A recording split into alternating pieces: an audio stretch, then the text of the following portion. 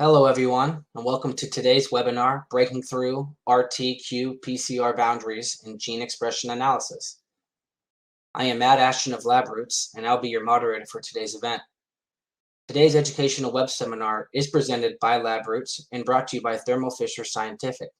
To learn more, visit thermofisher.com. We encourage you to participate today by submitting any questions you may have during the presentation. To do so, simply type them into the Ask a Question box and click Send. All questions submitted will be answered via email following the broadcast. You may also submit any technical issues here as well if you have trouble seeing or hearing the presentation. I'd like to now welcome our speaker, Jennifer Sandoval, Senior Manager of Molecular Biology at Thermo Fisher Scientific. Jennifer, you may now begin your presentation.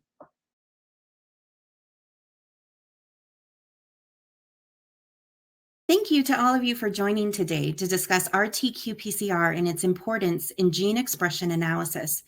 Before we get into the presentation, I would like to notify everyone that there will be polling questions that will appear throughout the talk today. As they appear, if you could please take a moment to answer the brief questions presented, it would be most appreciated. During this webinar, we will give a brief overview of reverse transcription and reverse transcription qPCR or RT-qPCR. Then we will discuss the attributes of reverse transcription enzymes that are critical for successful RT-qPCR experiments. The rest of the time will be dedicated to tips and tricks for overcoming RT-qPCR challenges, particularly the challenges that occur when working with very difficult RNA samples. Okay, so let's get started with the overview. Back to the basics of the different methods. As you know, reverse transcription is basically the synthesis of cDNA using RNA as a template. The figure here shown highlights the reverse transcription process in yellow to identify where it fits in the flow of genetic information. In nature, reverse transcription is involved in a number of processes in different organisms. The most well-known of the processes is the propagation of retroviruses. In fact, most of the reverse transcription enzymes that you use in the lab originated from these retroviruses. Besides those, reverse transcription also plays a major role in retrotransposon migration, as well as telomeric extension during cell proliferation in new carriers. Of course, this is also found in bacteria during synthesis of multi-copy single-stranded DNA. So really, a variety of processes in a variety of organisms are regulated by reverse transcription. Reverse transcription is also being utilized for many different types of applications. For example, in RT-qPCR, reverse transcription is combined with quantitative PCR to measure gene expression. In addition, RT-qPCR can be used to characterize different RNA species, such as transcript variants, long non-coding RNAs, microRNAs, and so on. RT-qPCR is also used to detect RNA viruses like influenza, Zika, and of course, coronaviruses. And in some instances, amplified qPCR fragments might also be used for downstream cloning applications and further analysis. For the purpose of today's talk, we will focus on the RT-qPCR workflow, which involves 5 main steps. First, we begin with our samples. These can come from a variety of sources, but for this purpose, let's say the samples are cells or tissues. Once the samples have been collected, the RNA from those samples must be isolated. After isolation, reverse transcription of RNA into cDNA occurs. The resulting cDNA is now the template for the qPCR step. At the end of this step, the resulting amount of amplified DNA has been quantified at every cycle, which correlates to the levels of gene expression. By design, the RT-qPCR technique is very sensitive, which is useful when attempting to detect very small differences in these levels, so that very small variants in gene expression can be detected. This enhanced sensitivity, however, also means that small variants introduced during the RT-qPCR setup or variants that are introduced during the workflow can have an effect on the RT-qPCR results, which can therefore result in variance and inaccurate gene expression data. In the initial phases of the workflow during sample collection and extraction, you might face a number of different issues like RNA degradation, low purity, and low yield, all of which affect RT-qPCR data. In reverse transcription, you might face a number of pitfalls. For instance, the RT reaction might not be efficient, accurate, and linear. This often depends on sensitivity, stability, and inhibitor tolerance of the RT enzyme used. Variation in pipetting of RT components can also contribute to inconsistency in RT-qPCR results. And as pointed out in this paper referenced here on the right hand of the screen, published by Bastian and the team, the quality of reverse transcription plays a significant role in achieving high accuracy for RT-qPCR results. Very commonly, poor and inaccurate RT-qPCR data actually arise due to a suboptimal setup. At the end, in the qPCR itself, there might also be issues, such as suboptimal primer design or outside sensitivity, as well as reaction inhibition. So in order to obtain sensitive and consistent RT-qPCR results, you need to avoid and/or overcome these challenges throughout the experiment. In the webinar today, we will highlight ways to avoid some of these challenges. We will focus on the challenges that are related to executing reverse transcription and gene expression quantification with difficult RNA samples.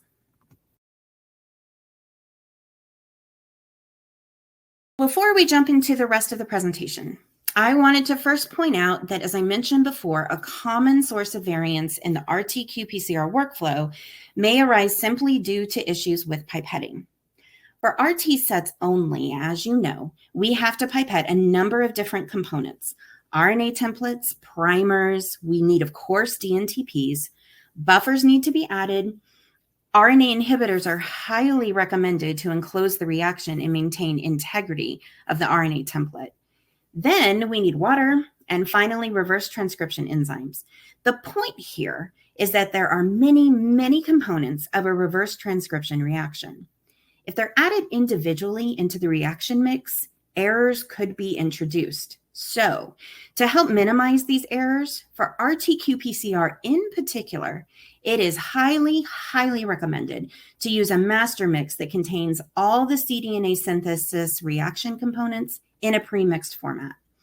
Not only will this reduce the variation in your experiment, but it will also reduce the chance for contamination in addition to saving you time. Looks like it's time for our first polling question.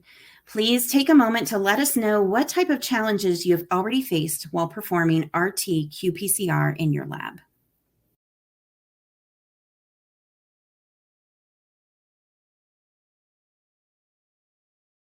Hopefully that gave you adequate time to answer. And now that that is out of the way, let's turn to important considerations when choosing reverse transcriptases. Not all reverse transcription enzymes are the same.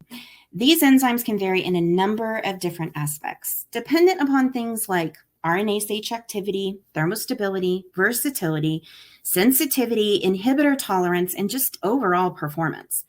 Contrary to what many researchers may think, your choice of RT enzyme can have a strong impact on your RT-qPCR data in both quality and accuracy. Here's one example that demonstrates this aspect. The expression levels of 14 different genes were examined by an RT-qPCR assay using 11 different RT reagents. For each gene, RT-qPCR was performed with the same qPCR master mix, but using 11 different RT reagents. The resulting CT values were normalized against a CT value of 1 for the superscript 4 Velo master mix, which is shown in red. The other master mixes that were used all have a normalized full change of less than 1, meaning that they are less efficient and getting higher CT values than the superscript products. The thing to observe here is that there are huge differences in the data among the RT reagents. The efficiency of the master mixes is all over the spectrum, which means that the choice of RT reagents for your experiment has a huge impact on your CT value, which affects your end RT-qPCR results and ultimately your interpretation of your gene expression results. So given all of these variables, how do you choose the best reverse transcription reagent for your RT-qPCR application? It's always best to first consider the type of RNA sample you are working with, and then follow up with the aspects of your reverse transcription reagent. In the next couple of slides, we will discuss quickly these RT enzyme attributes and why they are important. First, let's take a look at the RNase H activity of reverse transcriptases. Natural or wild-type reverse transcriptases have RNase H activity, which will degrade RNA in the RNase cDNA hybrid. This is shown here in the top figure. When we need to synthesize long cDNA, this activity is detrimental because it can cleave off RNA too early and result in truncated cDNA. In addition, RNase H activity may reduce enzyme sufficiency because it can potentially compete with polymerase activity. In recent years, RNase H- mutants have been engineered to reduce or completely remove RNase H activity. This helps to increase cDNA at length, but also it helps to increase overall robustness and efficiency of the enzyme. So, if you have poorly expressed genes, degraded RNA, or low amount of RNA template, be sure to choose an RNase H- enzyme in order to increase your cDNA yields for subsequent qPCR amplification. Another important aspect to consider is the ability of the enzyme to withstand high temperatures. This is also called enzyme thermostability.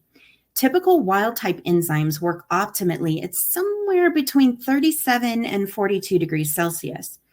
Thermostable RT enzymes can work at 50 degrees Celsius or higher. So why is that important? This is especially helpful when your RNA template contains very strong secondary structures or high GC content. These structures will hinder RT enzymes from binding to your RNA template, therefore reducing overall efficiency. Temperatures above 50 degrees Celsius are recommended in these situations to help facilitate the separation of these strong secondary structures of RNA molecules. Highly thermostable reverse transcriptases can tolerate these higher temperatures, and therefore using one can increase your cDNA yields and give lower CT values. Using thermostable enzymes with elevated temperatures can also help increase specificity when performing RT-qPCR with gene-specific primers. Another important reverse transcription enzyme property is processivity, which is defined as the number of nucleotides that are incorporated by an enzyme during a single binding event. On the left side of the image, we see an enzyme with very low processivity. It incorporates only a few nucleotides each time it binds to a template. These types of enzymes are slow and less efficient. Luckily, there are now engineered enzymes in the market that have been designed for higher levels of processivity, resulting in a higher number of nucleotides being incorporated during each binding event, as shown on the right side of the image. But why does this matter? When you are using an enzyme with a higher level of processivity, your reactions are faster. Beyond that, however, a high level of processivity increases the affinity of the enzyme template, therefore enabling the enzyme to produce a longer cDNA synthesis. So, the true added benefit of an enzyme with high processivity is its ability to read through RNA even when degraded or even when the RNA sample contains inhibitors. Since the enzyme is more robust, it's highly recommended to make this selection to ensure accurate and reliable RT-qPCR results when dealing with degraded or inhibitor-containing RNA samples. Now, as we mentioned before, RT enzymes also differ in sensitivity. This factor is especially important to keep in mind when studying gene expression of poorly expressed genes or when working with samples that have low RNA amounts. With low abundance or very low abundance targets, an RT reagent with poor efficiency will generate high CT values or no CT values at all. The blue curves on the graphs here represent a more efficient enzyme that has resulted in lower CT values for both high abundance and low abundance genes, thereby allowing and enabling more reliable quantifications. in order to detect RNA that is a low quantity, highly sensitive reverse transcriptases are essential to ensure the accuracy of the quantification. Our final consideration is focused on inhibitor tolerance. Many scientists using RT reagents are often not aware that reverse transcriptase enzymes are highly susceptible to inhibition by many different compounds that can be found in the RNA preparation steps. Even after the RNA purification step, different compounds that can affect RT enzyme activity can still be present. For example, chemicals used in the RNA isolation process, inhibitors from biological sources, or simple reagents that are used for preservation of your samples can all be inhibitors of your RT enzyme. Some of these inhibitors are incredibly difficult to avoid and or remove, which means that they will be present in your RNA sample regardless of the purification method selected. Therefore, it is highly recommended to use an enzyme that is resistant to these inhibitors in order to get reliable RT-qPCR results. Later in this webinar, we will discuss these inhibitors at greater length and demonstrate the huge differences in the way that enzymes deal with these inhibitors, and then the effect that this has on your RT-qPCR results. So now that we have reviewed all of the different features and considerations of reverse transcriptase enzymes, let's discuss the best way to choose a reverse transcriptase enzyme for any given application. The table displayed here can help with the decision process. There are essentially 3 different types of reverse transcriptases: AMV, MMLV, and engineered MMLV. AMV RTs were one of the first reverse transcriptases to be used in the lab.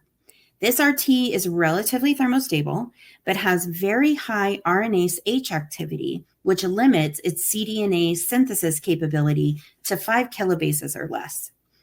Next up is the MLV enzyme. This has historically been a popular choice due to its reduced RNase H activity when compared to AMV RT, but with a target length synthesis ability of up to 7 kilobases. The last option, the engineered MMLV RT, has been designed for optimal cDNA synthesis.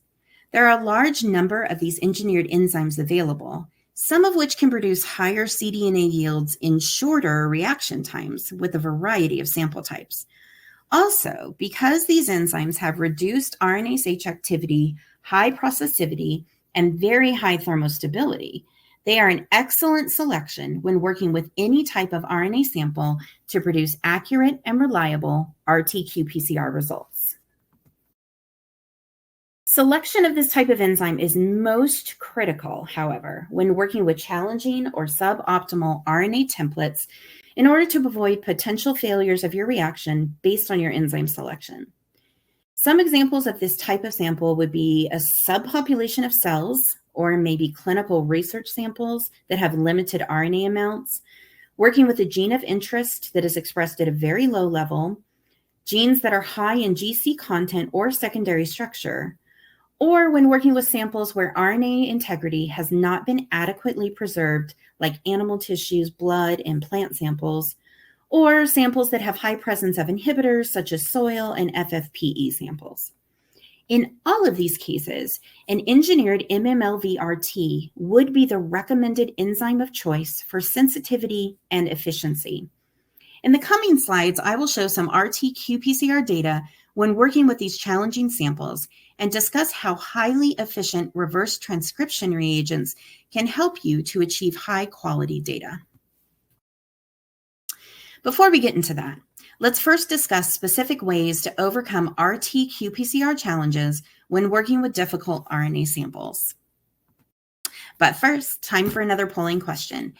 Please let us know if you would like to be contacted by our team to help in your selection of products.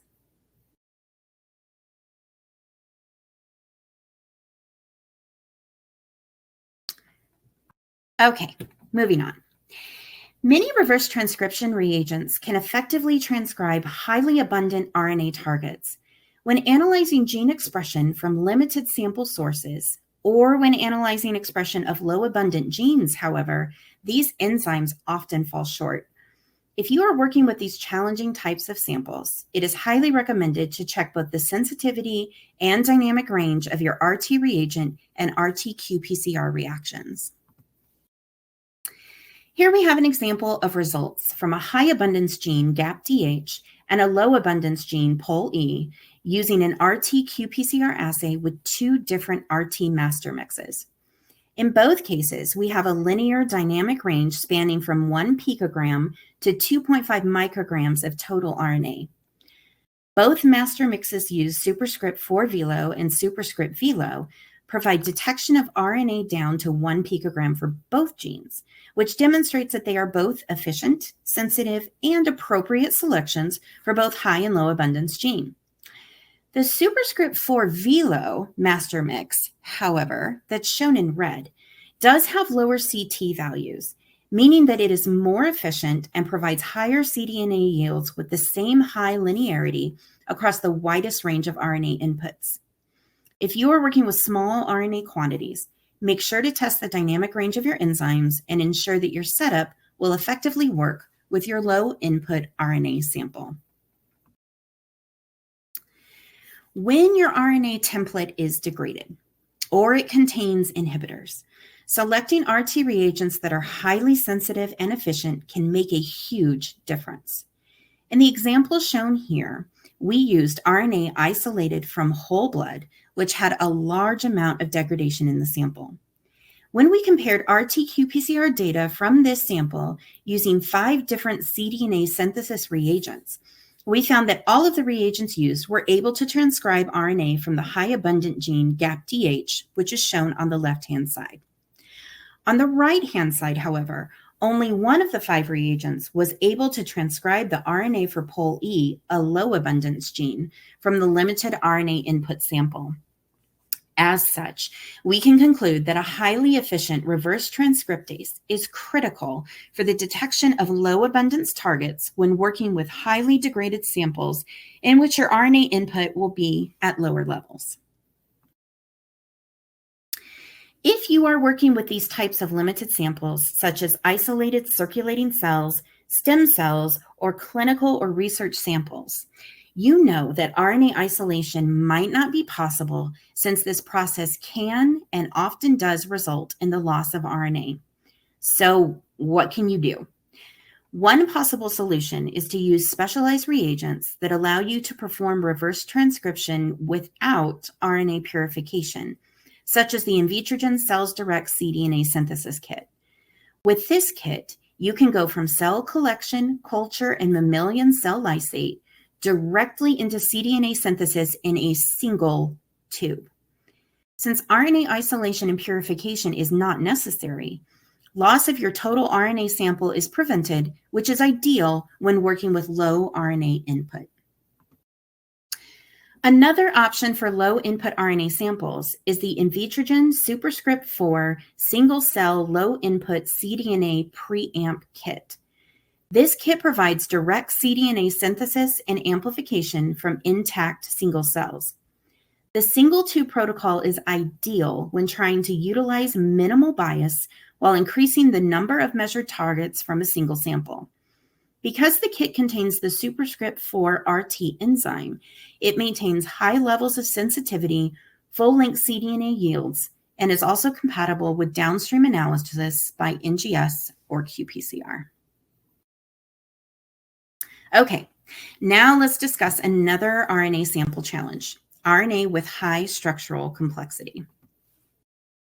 As previously stated, reverse transcription has a tendency to be less efficient when working with RNA that is rich in secondary structures. These structures can hinder your enzyme from reading through the RNA template, thus resulting in lower yield and inconsistent CT values. Your inclination may be to run your reverse transcription reaction at a higher temperature to release the secondary structure. Makes sense.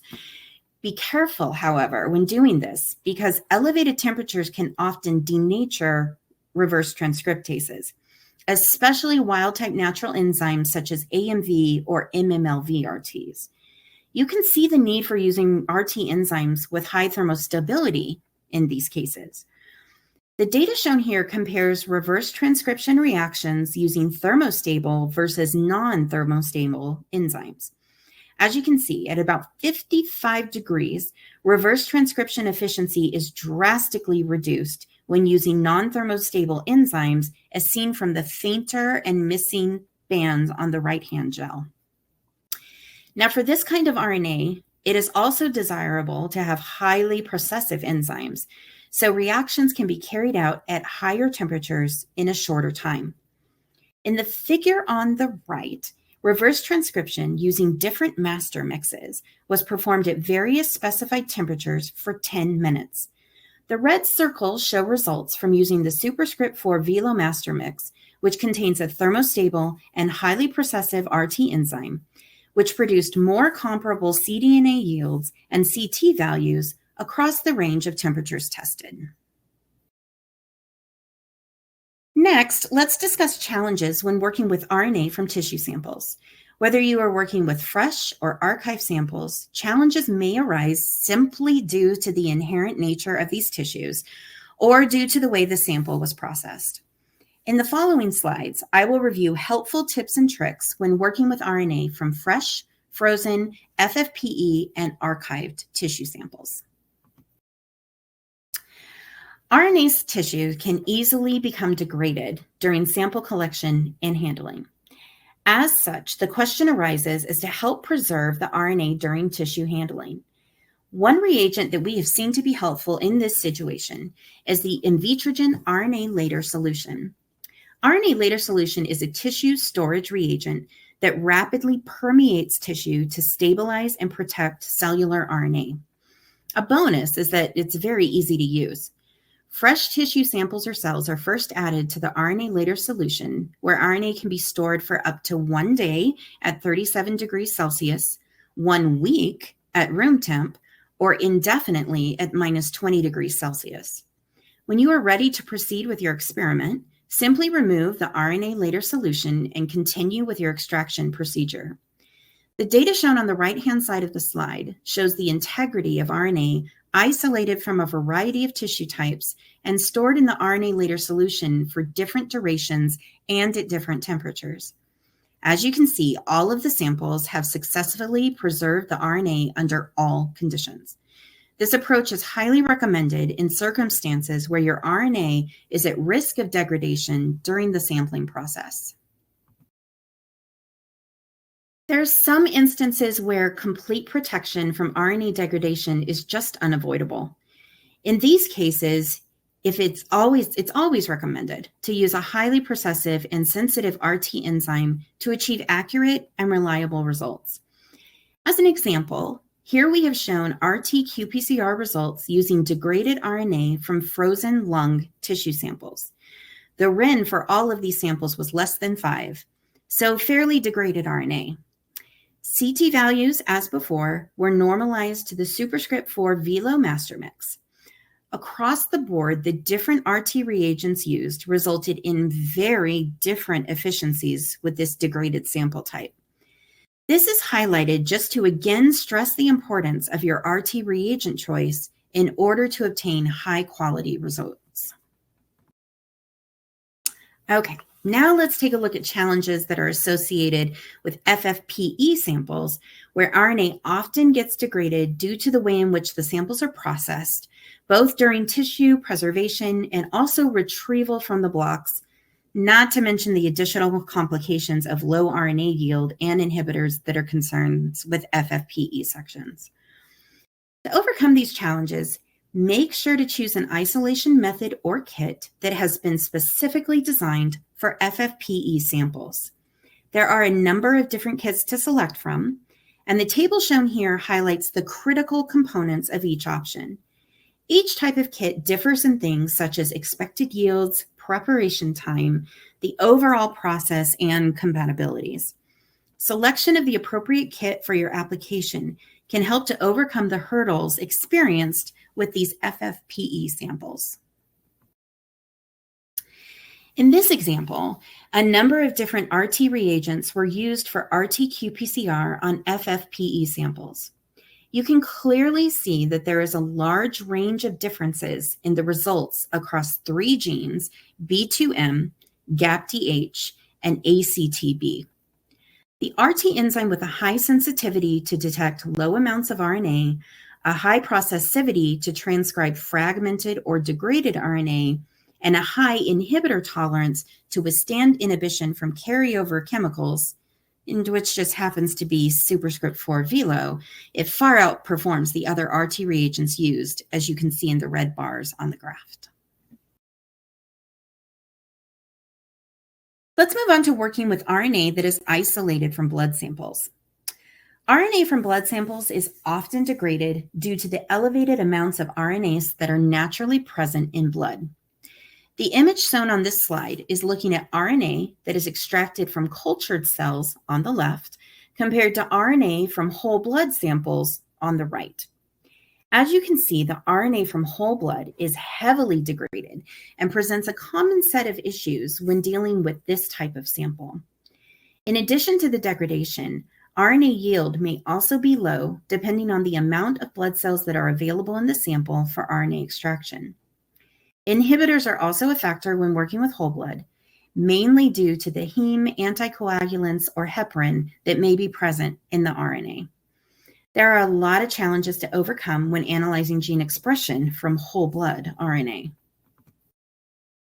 One way to overcome blood RNA degradation is to collect the samples using RNA stabilization reagents. These reagents can lyse blood cells while inactivating RNases that are present during precipitation of the RNA, all of which are important steps to prevent degradation. One such type of reagent is the Applied Biosystems Tempus Blood RNA tube.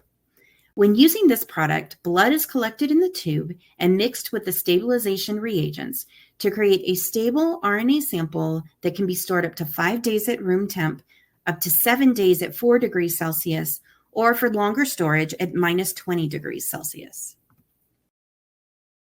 However, in many instances, such as when you are using clinical blood samples for research, collecting blood in RNA stabilization reagents might not be possible.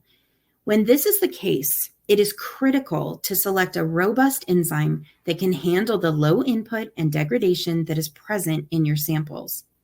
Shown again with this example, our highly effective superscript 4 velo master mix, which is highlighted in the dashed line ovals, is making a difference.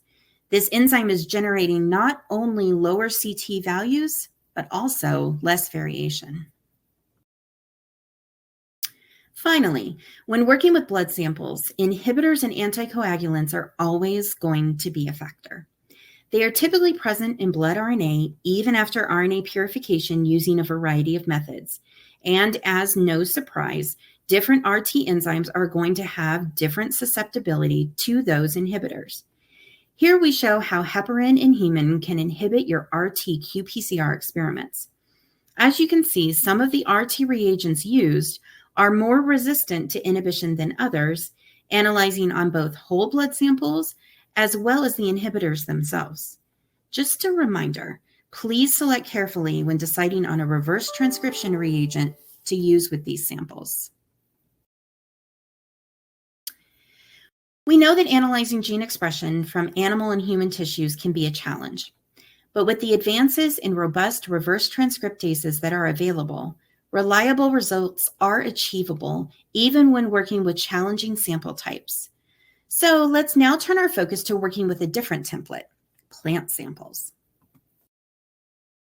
Plant samples pose unique challenges in that different types of tissues, plant developmental stages, variety of species, and so on may require different RNA isolation techniques. In addition, plant compounds like polysaccharides, phenolics, and flavonoids have been shown to inhibit reverse transcription enzymes. Finally, poor RNA integrity is a common issue occurring after extraction from plant samples. The gel shown here is demonstrating the high levels of RNA degradation that is commonly observed across a wide variety of plant tissues. When plant RNA is reversely transcribed with different reverse transcription reagents, large differences in CT values and differences in RT-qPCR results are observed. In this example, we have tested 7 different reverse transcription reagents with 3 different plant RNA sources to detect 6 different gene expression levels. No surprise again. There is a large variability in the end results. Also, considering the effects of inhibitors within these plant-direct extracts, we can clearly see that some enzymes are more resistant than others. In addition, you can see here from the lower CT values that some RT enzymes are more efficient than others when working with degraded RNA in these plant samples. The more robust RT reagents also provided more consistent and reliable data, as shown by the lowered standard deviation, which should provide confidence in your RT-qPCR data when using these enzymes. Okay, one more polling question before we wrap things up. Please let us know if you would like to be contacted for quote assistance. We appreciate your participation.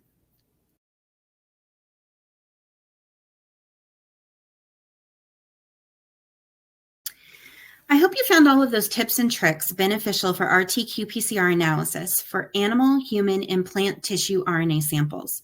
For our final consideration, let's take a look at one final common issue that occurs with the RT-qPCR workflow across almost all of these sample types: genomic DNA contamination. Common issues that can arise due to genomic DNA contamination of isolated RNA include false positives, which lead to inaccurate gene expression results.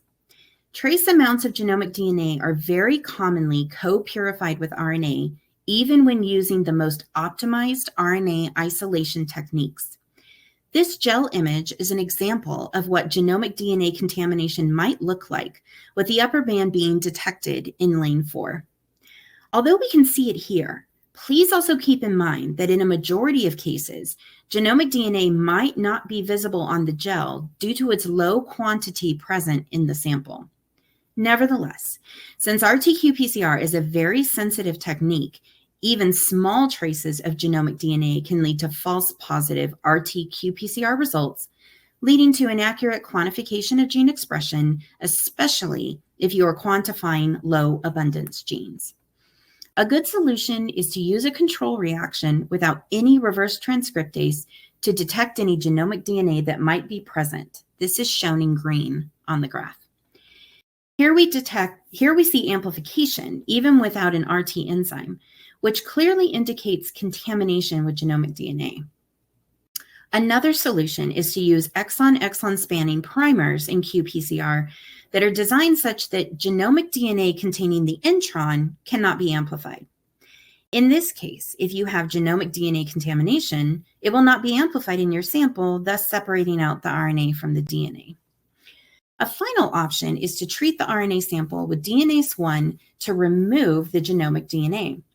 However, although DNase 1 cleaves double-stranded DNA, which is the genomic DNA, it can also cleave single-stranded DNA, including your primers or cDNA. So, in order to preserve the integrity of your reaction, DNase 1 must be completely inactivated and removed prior to the reverse transcription step. This inactivation is usually done by adding EDTA and heating at 65 degrees Celsius. This step, however, is quite harsh for your RNA and might lead to RNA degradation. Since this can have a negative impact on your RT-qPCR results, especially when working with low input RNA samples or poorly expressed genes, you might want to consider using a modified DNase reagent like ezDNase. Invitrogen ezDNase enzyme has been designed to be specific for double-stranded DNA cleavage. As such, it will not degrade your single-stranded primers or cDNA when in the reverse transcription reaction. ezDNase can be easily deactivated at 55 degrees Celsius for 2 minutes if desired, but this step is not necessary due to the enzyme's double-stranded specificity. If you choose to complete the inactivation step, however, because it is performed at a lower temperature and for a short time, the integrity of the RNA is less impacted. The graph here highlights RT-qPCR data on RNA that has been treated with either ezDNase or with DNase 1 and the mandatory inactivation. The DNase 1 treatment and inactivation, represented by the dark gray dots, resulted in increased CT values when compared to the ezDNase, represented by the red dots, in the RT-qPCR assay. That suggests that there was some RNA degradation present in the DNase 1 treated sample that was not present in the ezDNase treated sample.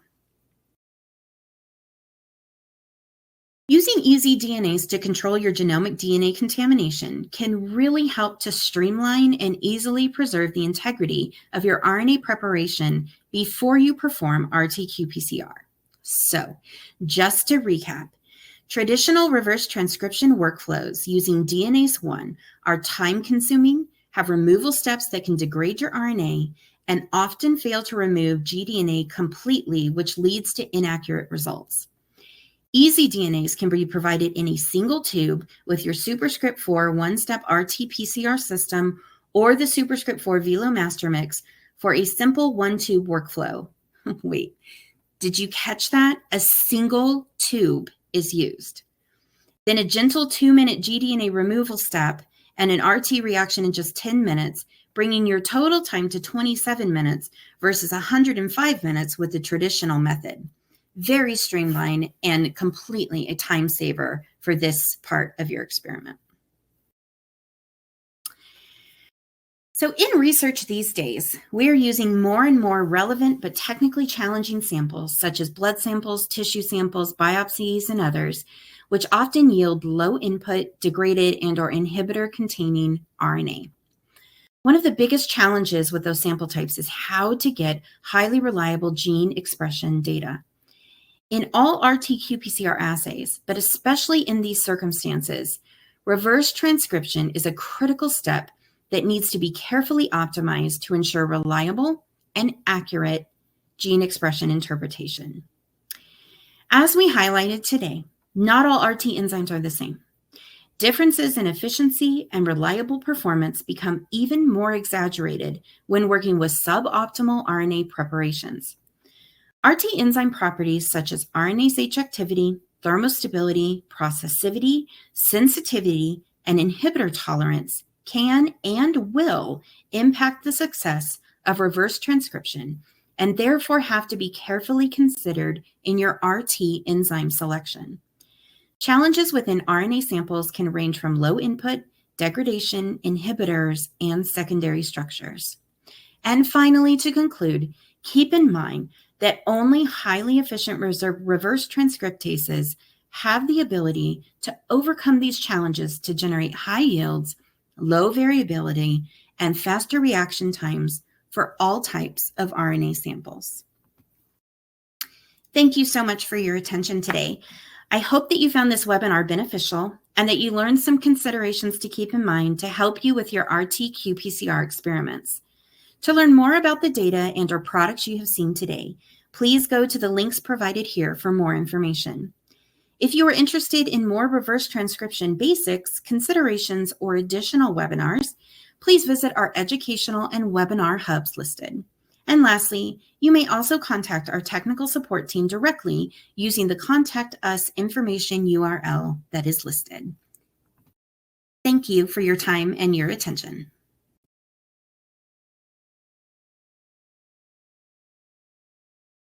Thank you, Jennifer, for your time today and your presentation. We would also like to thank LabRoots and our sponsor, Thermo Fisher Scientific, for underwriting today's educational webcast. Before we go, I'd like to thank the audience for joining us today and for their interesting questions. Questions submitted today and during the on-demand period will be addressed by the speaker via the contact information you provided at the time of registration. This webcast can be viewed on demand. LabRoots will alert you via email when it's available for replay. We encourage you to share this email with your colleagues who may have missed today's live event. Until next time, goodbye.